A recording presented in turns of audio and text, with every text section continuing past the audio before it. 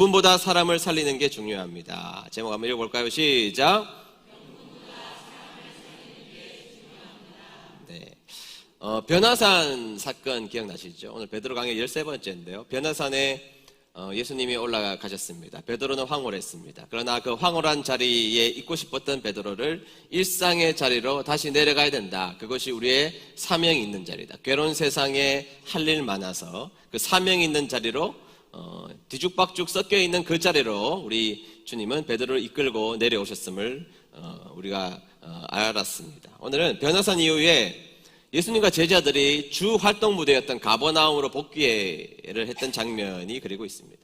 복귀를 했더니 갑자기 성전세를 걷는 사람이 등장해서 베드로를 찾아와서 묻습니다. 24절 한번 볼까요? 24절 말씀을 읽도록 하겠습니다. 24절 다 같이 읽도록 하겠습니다. 시작. 가버나움에 이르니 반세겔 받는 자들이 베드로에게 나와 이르되 너의 선생은 반세겔을 내지 아니하느냐. 아멘. 자, 이렇게 물어본 것입니다. 반세겔 안 내니? 이렇게 물어보게 된 것이죠. 그러자 베드로가 대답을 합니다. 곧장 25절 상반절 이렇게 대답을 하시죠. 다 같이 한번 읽어보겠습니다. 시작. 이르시되 내신다 하고 집에 들어가니. 아멘. 지금은 안 냈지만 내겠다 하고 이제 집으로 들어갔다는 내용인데요. 여러분 그 연극 시나리오 뭐 이런 극본에 보면 괄로 처리되어 있잖아요. 대사가 나오고 괄로, 이 대사는 어떻게 표현해야 되는지에 대한 괄로 처리가 이렇게 되어 있는데요. 지금 베드로가 이르되 내신다 하고 집에 들어가니 이 장면 다음에 괄로 처리가 된다면 어떻게 처리될까 한번 생각해 보시죠. 1번은 공손하게입니다. 공손하게 네 저희들이 곧 낼게요. 이렇게 베드로가 대답했다. 이게 1번이에요. 대답은 여러분들 해보시기 바랍니다. 이게 1번. 자, 2번이 뭐냐? 짜증과 화를 잔뜩 담아서 이경구처럼 아니 낸다니까 우리가 뭐 돈이 없는 줄 알아? 뭐 우리를 의심해? 하고 문을 쾅 닫고 이 대사를 한다. 2번. 1번일까요? 2번일까요? 1부 때는 딱 마음이 합해졌는데 나뉘어졌습니다. 많은 주요학자들은 2번으로 봅니다. 저 역시 100% 동의하는 바이고요. 언짢게 대답한 것이 분명합니다. 더군다나 언짢게 문을 꽝 닫고 너희들 성전세 안 내니? 아니 낸다니까 낼 거야 하고 문을 꽝 닫고 베드로가 들어가게 되었던 것이죠. 그때 베드로는 자기 생각대로 예수님에게 물어서 대답한 것도 아닙니다. 성질머리가 겹했던 다혈질이었던 이 베드로는 그 이야기를 듣자마자 예수님께 묻지도 않고 자기 마음대로 자기 성질대로 그냥 확 대답해버리고 문을 닫고 들어가 버리고 말았던 것이죠. 그때 예수님께서 우리에게 귀중한 가르침을 해주시는데요. 성전세와 더불어 우리가 만나는 사람들에 대한 태도, 만나는 사람들을 어떻게 대해야 되는지에 대한 태도를 우리에게 가르쳐주고 있는 장면이 바로 오늘 본문의 장면인데요. 그 장면 속으로 한번 들어가 보도록 하겠습니다. 먼저 성전세에 대해서 살펴보면 25절 하반절에서 26절까지 우리가 보도록 할까요? 25절 하반절에서 26절까지 보도록 하겠습니다. 다 같이 읽습니다. 시작. 예수님께서 먼저 말씀을 꺼내셨습니다. 어떻게 생각하느냐? 시몬아, 이 세상의 왕들은 관세와 세금을 누구에게서 받느냐? 왕의 자녀들 한테서냐? 아니면 다른 사람 한테서냐? 베드로가 26절 시작. 베드로가 대답했습니다. 다른 사람들에게서입니다. 예수님께서 베드로에게 말씀하셨습니다. 그러므로 왕의 자녀들은 세금을 낼 필요가 없다. 아멘. 자, 쉽죠? 어려운 거 하나도 없습니다. 성전의 주인은 누구시냐는 거예요. 하나님이십니다. 하나님의 아들인 자신은 이 성전의 주인이기 때문에 이 성전세를 내지 않아도 된다는 것입니다. 아들이 무슨 성전세를 내냐는 거예요. 여러분, 극장집 주인 아들이 극장표 사서 영화 봅니까? 그런 법은 없는 법입니다. 그냥 가서 보면 됩니다. 제 친구 우리 집 밑에 금문도라는 반점이 있었습니다. 제 친구가 호림이라는 친구입니다. 이 친구는 매일같이 짜장면과 탕수육을 먹는 친구였습니다. 제가 부러워하는 친구가 별로 없었지만 이 친구는 에브리데이 항상 부러웠습니다. 항상 짜장면을 먹는 친구인데 그 친구하고 그렇게 그 집에 놀러 갔는데 짜장면 한 그릇도 안 주더라고요. 마음에 한이 돼가지고. 그런데 이 친구는요, 짜장면, 탕수육 지 맘대로 먹습니다.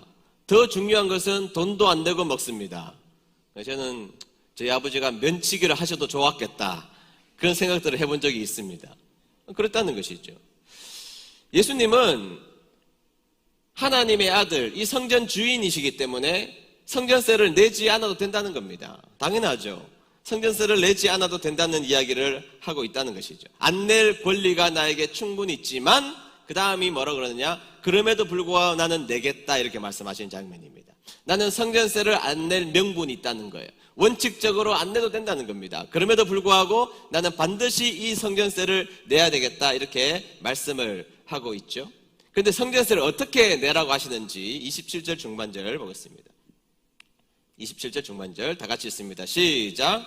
내가 바다에 가서 낚시를 던져 먼저 오르는 고기를 가져 입을 열면 돈 한 세겔을 얻을 것이니 가져다가 나와 너를 위하여 주라 하시니라. 아멘. 자, 예수님이 베드로에게 이야기하면 너 어부잖아. 어부니까 저기 호숫가에 가서 바닷가에 가서 물고기를 잡으면 그 물고기 입속에 은이 들어있을 거다. 그러면 그것을 가지고 성전세를 내라 이렇게 예수님이 베드로에게 말씀을 하셨다는 것입니다.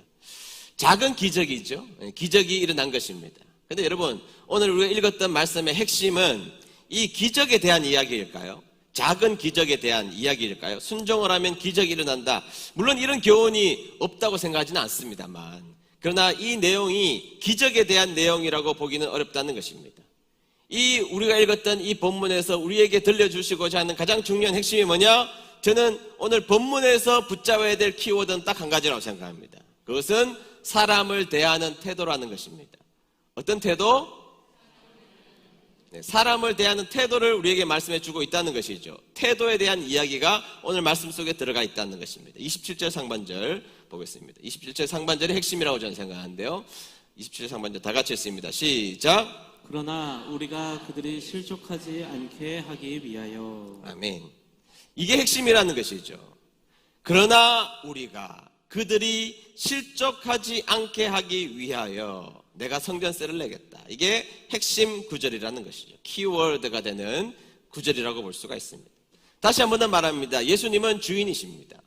예수님은 성전의 주인이시기 때문에 성전세를 내지 않아야 될 당위, 명분, 원칙들이 예수님에게는 충분하셨습니다. 안 내셔도 됩니다. 그러나 예수님은 다른 사람들이 실족할까봐 다른 사람들이 실족하지 않게 하기 위하여서 나는 기꺼이 성전세를 내겠다고 말씀해 주고 있는 내용이라는 것이죠. 다시 말하면 사람들에게 덕이 되기 위하여서 자신의 권리를 내려놓고 포기하겠다. 이것이 바로 예수님께서 우리에게 보여주시는 명령이자 가르침이자 교훈이라는 것이죠. 나에게 명분이 있다는 겁니다. 나에게 원칙이 있다는 것이죠. 나에게 내지 않아야 될 분명한 이유가 있지만 다른 사람에게 덕을 끼치기 위해서 나는 성전세를 내겠다라고 베드로에게, 제자들에게, 우리들에게 말씀해 주고 있는 장면이 우리가 읽었던 말씀이라는 것입니다. 이 장면은 하나님을 믿는 사람이라면, 우리가 하나님을 구주로 믿고 은혜 드림교회 구성원으로서 살아가고 있는 우리들이라면 간절히 우리가 간곡히 가져야 될 중요한 내용이라는 것이죠. 사람을 대하는 이 태도는 교회 밖에서라도 마찬가지고 교회 안에서도 역시 마찬가지라는 것입니다. 예수님은 다른 사람들을 살리시기 위하여서, 시험 들지 않게 하기 위하여서 나의 모든 권리를 지금 내어놓겠다고 말씀하신 것이죠. 우리는요? 우리는 쫀심 때문에 그렇게 못합니다. 나의 자존심을 세우기 위해서 우리는 나는 포기 못해 그렇게 말하는데요. 그렇게 말하는 사람들이 가지고 있는 내세우는 중요한 특징이 뭐냐? 명분이 중요하다는 겁니다. 원칙이 있어야 되지 않겠냐는 것이죠. 명분 원칙 저는 중요하다고 생각하는 사람입니다. 그러나 그것이 전부가 된다? 그것은 위험한 일일 수 있다는 것이죠. 명분 중요하죠. 그러나 예수님은 사람을 살리는 것이 훨씬 더 중요하다는 것입니다. 내가 하는 말과 내가 하는 행동이 명분이 아무리 중요할지라도 사람을 살리는 말이 되지 않으면 의미가 없는 것이고, 다른 사람을 살리는 말이 될 때 이 명분도 의미가 있는 것이고 원칙도 의미가 있는 것이다, 이렇게 말하는 것입니다. 초대교회 때 교회 내에서 문제가 일어났던 것이 뭐냐 하면 시장에 내다 파는 고기를 먹을 수 있느냐 없느냐의 문제 때문에 문제가 된 적이 있습니다. 이게 왜 문제냐? 그 당시에는요, 시장에 나온 모든 고기는 우상신전에다가 바쳐진 제물이 밖으로 나와서 유통된 것이 그 당시에 고기였던 것이죠. 그러니까 이 고기를 사 먹는다는 것은 우상에게 바쳐진 제물의 흔적들을 사 먹는 것이잖아요. 그래서 이것이 문제가 된 적이 있습니다. 그때 사도 바울이 이야기합니다. 우상이 별거냐는 거예요. 우상이 별것도 아니고 아무것도 아니라는 것이죠. 우상은 살아있는 존재가 아니라는 것입니다. 그래서 우상에게 바쳐진 제물일지라도 먹어도 아무것도 상관이 없는 것, 그냥 음식은 음식일 뿐이다. 이게 사도 바울의 명분이고 사도 바울의 원칙이고 성경의 가르침입니다. 먹어도 된다는 겁니다. 그게 무슨 문제가 되냐는 거죠. 근데 사도 바울이 뭐라 그러느냐?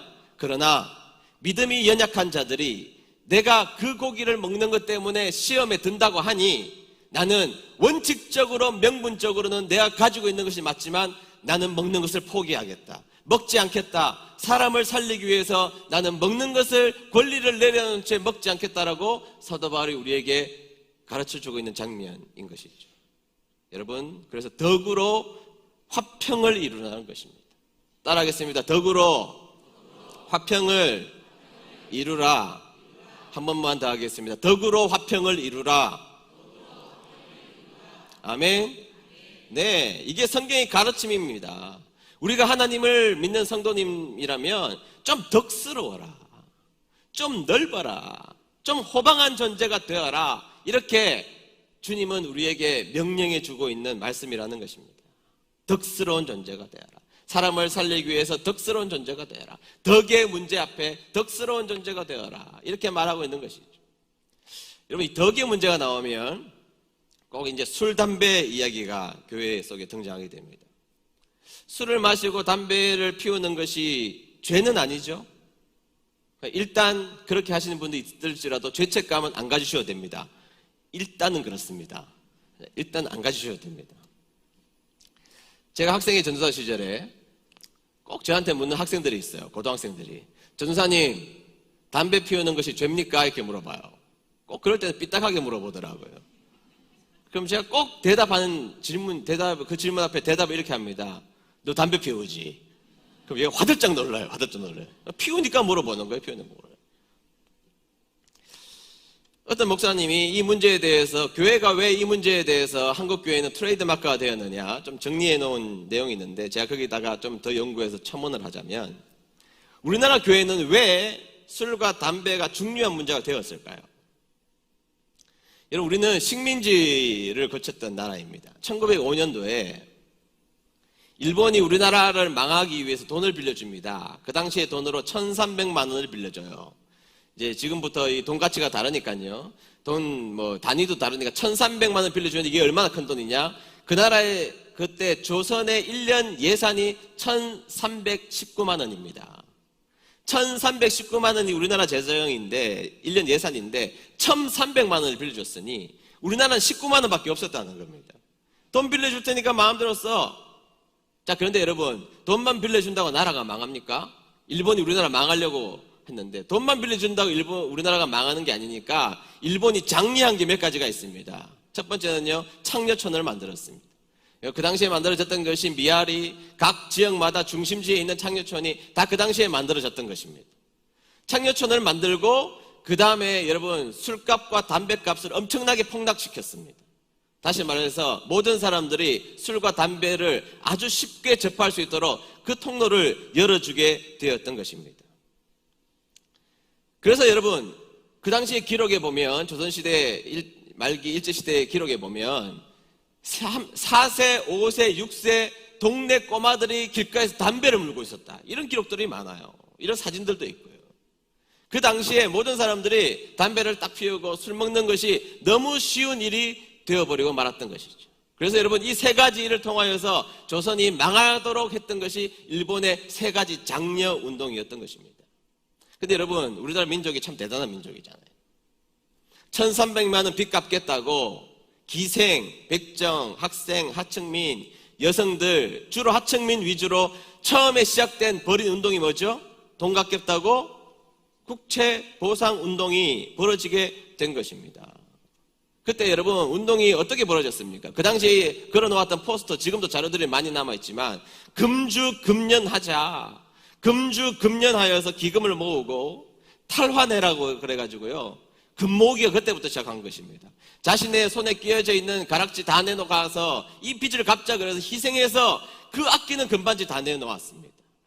감선회라 그래가지고요, 반찬 5가지 있으면 3가지로, 3가지 있으면 2가지로, 2가지 있으면 1가지로 줄여서 그 돈 아낀 거 가지고 우리나라 살리자, 빚 갚자, 그렇게 했던 것입니다. 일본의 유학생 800명이요 금연하고 금주에서 돈을 모아다가 고제 황제께 보냈어요. 고제 황제가 그 돈을 붙잡고 울었다고 나와 있습니다.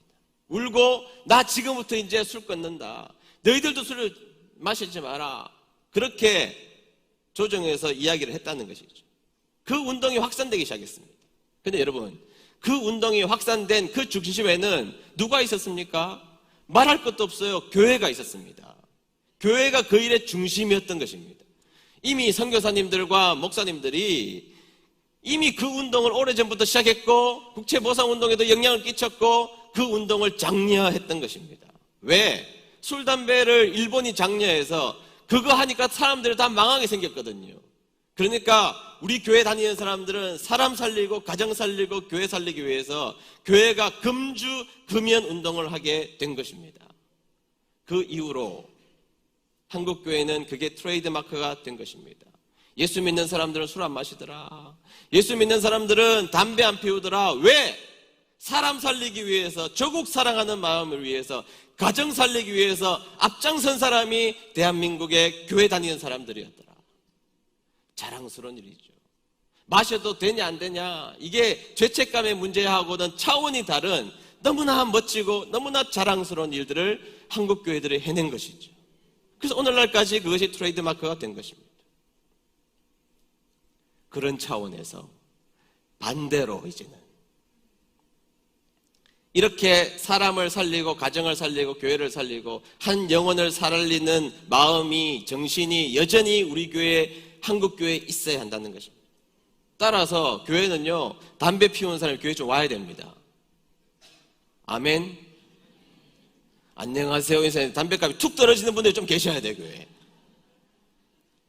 식당에 갔더니요, 보니까 아는 사람인데 얼굴이 빨개요. 보니까 소주병 한 10개는 까놓고 있어요. 그런 분들 교회 나와야 됩니다. 아멘. 나와야 합니다. 그런 모습들을 정죄하고 손가락질하고 욕해서는 안 됩니다. 그런 분들이 교회에 나와야 새 가족들이 온 것이고, 그런 분들이 나와서 변화되어야 되는 이유가 있는 것이잖아요. 근데 제가 오늘 이런 설교를 하면 좀 제가 또 높아심에 꼭 이야기를 좀 덧붙여야 됩니다. 제 말 오해하지 마십시오. 또 이런 설교가 나면 집에 가서 당신 지난주 설교 들었어 안 들었어? 목사님 술 마셔도 된다 그랬잖아. 제가 언제 그랬어요 지금? 다시 들어보세요. 여러분, 덕이 뭐예요? 덕이 사람을 살리는 겁니다. 교회는 덕스러운 존재가 되라는 것은 사람을 격려해서 사람을 세우는 것입니다. 옳고 그름, 원칙, 명분 중요하죠. 그런데 그거 세우다가 사람 마음 상하고 실족하면 안 된다. 이게 성경의 원칙이에요. 여러분, 임진왜란 때요, 우리 조선 인민들의 국민들의 절반이 죽었습니다. 3분의 2가, 이 지역의 3분의 2가 완전 폐해가 되었습니다. 그러고 나서 병자호란 일어나가지고요, 젊은 사람들 15%가 잡혀갔습니다. 나라가 쑥대밭 됐잖아요. 엉망진창입니다. 얼마나 고통스럽습니까? 그리고 나서 얼마 지나지 않아서 효종임금이 죽어요. 효종임금이 죽자 어떤 일이 우리나라에서 벌어졌느냐, 효종임금의 계모가 상복을 1년 입어야 되는지 3년 입어야 되는지를 가지고 15년 싸웁니다. 15년. 이 명분 하나 때문에 양쪽으로 나누어져서 15년 싸워요. 우리는 그것을 예속농쟁이라고 그러잖아요. 15년간 피 터지도록 싸웁니다. 말이 됩니까? 명분 때문에 국민들은 죽든 말든, 국민들이 배고프든 말든, 보릿고개를 넘기든 말든 아무 상관이 없는 거예요. 이 명분, 원칙, 그것도 각자 다른 거잖아요. 그거 자신들 주장하고 고집 피우느라고 15년간이나 싸워요. 15년간이나. 지금 역사를 되돌아보면 얼마나 어리석고 얼마나 바보 같은 짓입니까? 그렇잖아요? 성리학, 주자학, 거기에 원칙, 누가 만든 원칙인지 몰라도 그것을 지키기 위해서 사람 다 죽여버렸단 말이죠. 그런데 여러분, 반대 이야기도 있어요. 우리나라가 탄생한 세계적인 학자 2명을 꼽으라면 퇴계 이황 선생, 율곡 이입니다. 저는 그분들을 공부해 보니까 대단한 분들이에요. 그런데 대가 퇴계 이황 선생의 일화를 한번 들어보시죠. 이분이 21살 때 결혼합니다. 그 당시에 허 씨하고 결혼했는데 바로 죽어요. 그리고 재혼을 권 씨하고 이제 곧바로 하게 됐는데, 재혼한 권 씨는요, 정신적으로 미약한 자였어요. 정신이 좀 부족한 자였던 것입니다. 한 번은 제사상에 조부 제사를 드리고 있는데 배가 제사상에서 툭 떨어진 겁니다. 그러니까 이 권 씨 부인이, 퇴계 이황생의 부인이 치마로 딱 숨긴 겁니다. 치마를 숨기니까 어른들이 난리가 난 겁니다. 빨리 내놓지 않고 뭐 하느냐고. 법도가 있는데 뭐 하는 거냐고 난리가 난 겁니다. 그러자 퇴계 이황 선생이 자기 부인의 수준을 알잖아요. 수준을. 정신적으로 연약한 자라는 걸 알잖아요. 그래서 물어본 겁니다. 부인, 도대체 왜 그러? 그래, 부인이 나 배 먹고 싶어 그러더래요. 나 배 먹고 싶어. 얼마나 황당해요. 그러자 퇴계 이황 선생이 그 자리에서 배를 깎아줬대요. 깎아서 자기 부인에게 딱 줬다는 겁니다. 여러분, 성리학의 대학자입니다. 지금 퇴계 이황 선생은. 명분보다 사람을 살리는 것을 선택했어요. 그러자 그 모습을 어른들이 보고 그러더라는 겁니다. 손자 며느리가 저렇게 맛있게 먹는 것은 우리 조상들이 기뻐할 것이다 하고 조용해졌어요. 분위기를 완전히 바꾼 겁니다. 무슨 이야기예요, 여러분? 이 두 가지 이야기를 통해서 뭐가 중요하다는 거예요? 사람이 중요하다는 거예요. 예속 논쟁 다 혀를 찹니다. 퇴계 이황 선생의 모습을 보고 사람들은 이게 대가의 멋있는 모습이지, 이게 대가의 큰 마음이고 넓은 모습이지, 대가의 품이지, 우리는 오늘날 이렇게 이야기하고 있지 않습니까? 명분 중요하죠. 원칙이 왜 중요하지 않습니까? 중요하죠. 그러나 덕이 있어야 되고, 덕이 있어야 화평을 이루는 것이고, 우리가 하는 말에 덕을 담긴 말을 해야 우리 하나님이 기뻐하실 줄로 믿습니다. 예수님이 오늘 그 말씀하시는 거예요. 내가 안 낼 명분이 있다는 겁니다. 안 내도 된다는 겁니다. 내가 안 내는 게 무슨 문제냐는 거예요. 내가 이 성전의 주인인데 안 내도 되지만 저 사람 힘들게 하지 않기 위하여서, 시험 들지 않게 하기 위하여서, 저 사람을 위해서 나 낼 거야. 베드로야, 너 그렇게 살아야 돼. 너 성질 뜯어고치고 그렇게 사람들에게 막대하지 말고, 문쾅 닫지 말고. 요거는 성경에 안 나옵니다. 문 닫지 말라. 문쾅 닫지 말고, 빽빽거리지 말고, 원칙 주장하다가 부러지지 말고, 우리 사람 살려야 돼. 사람 살리는 게 우리들의 목표야. 지금 주님이 그 말씀하고 계신다는 거예요. 여러분, 저는요, 엄청 원칙주의자고 엄청 명분주의자입니다. 저는 원칙을 위해서 사람을 버릴 수 있는 사람입니다. 조심하시길 바랍니다. 근데 여러분, 이런 사람이에요. 원칙주의가 목사 되어서 목회를 하는 게 쉬운 일이 아니에요. 여러분들은 저를 위로하셔야 됩니다. 여러분, 원칙, 명분을 내세우면서 그렇게 사는 것이 저 인생 가지고 오는데 제일 편한데, 교회를 목회하고 목욕하면서 그대로 되는 게 어디 있습니까? 원칙대로 되는 게 어디 있어요? 명분대로 되는 게 어디 있습니까? 여러분들이 그렇게 말을 잘 듣는 분들이십니까? 그렇게 되기가 어렵단 말이죠. 제가 여러분 22년간 담임 목회하면서 저하고 다툰 분 한 분이라도 있습니까? 아니, 교회가 목사님 싸움이 없죠. 다른 교회는 왜 싸워요, 그러면? 저하고 싸운 분 한 분이라도 계십니까? 산정인들이잖아요. 내 이런 말을 하면 꼭 이런 말을 하세요. 자기들이 착해서 그렇대요. 환장합니다, 제가. 왜 그렇습니까, 여러분? 사람 살려야 되니까. 사람을 살려야 되는 게 저의 책임이니까 그래요. 여러분, 말씀 전하고 한순간에 확 변하면 목회하기 그렇게 쉽죠. 오늘 말씀 전하면 오늘 지금 교회 밖으로 나가시는 분들이 다 천사의 얼굴을 하고 지나간다? 천사의 말을 한다? 천사의 행동을 한다? 그럼 1년에 한 번만 설교 들으면 돼요. 안 되니까 제가 매주 하잖아요. 안 되니까 매주도 아니에요. 수요일 또 하잖아요. 안 되니까 새벽 기도도 하잖아요, 지금. 안 된단 말이죠. 말씀 받고 금방 변하지 않고 말씀이 선포되고 그 기다리는 여정을 어떤 분들은 10년, 어떤 분들은 20년, 어떤 분들은 30년을 기다려야 되는 인내의 세월들이 필요하다는 것이에요. 위로가 필요하다고 제가 말씀드렸다니. 그러니까 안 변합니다. 안 변해요.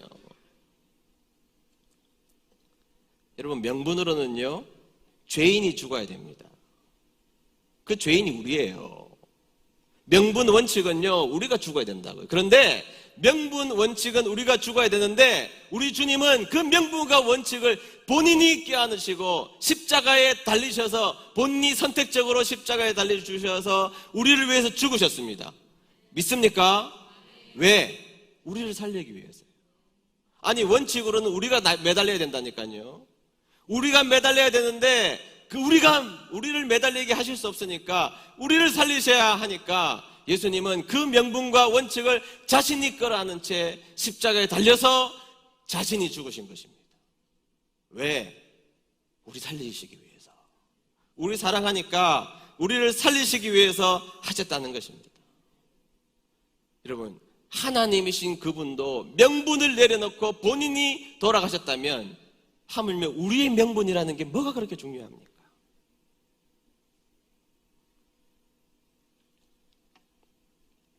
베드로야, 명분, 원칙, 사리 분별 다 좋은데 앞으로 우리 사람 살리자. 우리 사람 살리는 존재들이야. 사람 살리는 게 우리의 책임이야. 베드로야, 네 마음, 네 성질머리 내가 알겠는데 명분, 원칙 다 좋은데 우리는 사람 살리는 사람들이야. 사람 살리는 존재들이야. 그러니까 이제 베드로야, 앞으로 우리 그렇게 빽빽거리지 말고 사람 살리자. 사람 살리자. 우리 주님은 오늘날 우리에게 그렇게 말씀하시는 거예요. 사람 살리는 사람들이 되자. 결론적으로 저는 오늘 여러 가지 말씀들을 읽어드리고 마치려고 합니다. 로마서 14장 13절 볼까요? 로마서 14장 13절 제가 읽겠습니다. 그런즉 다른 사람에 대해 심판하지 맙시다. 우리가 더욱 힘쓸 것은 형제의 길에 그를 넘어지게 하는 것이나 장애물을 놓지 않겠다고 결심하는 일입니다. 그런즉 다른 사람에 대해서 심판하지 맙시다.